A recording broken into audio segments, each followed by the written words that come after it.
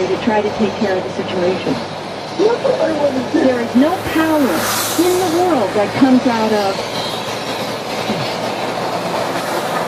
We're scared. Well, I want to do it. Do it.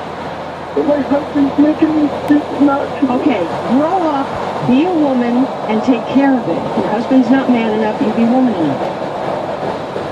Okay. On your deathbed, do you want to look back at this time and say, oh, listen to my husband, he was afraid. Yeah. You go to an attorney, you give all the information, you go to the district attorney, you give all the information, you see if there's anything legally that can be done. Civilly, criminally, you do everything you can to rescue the children.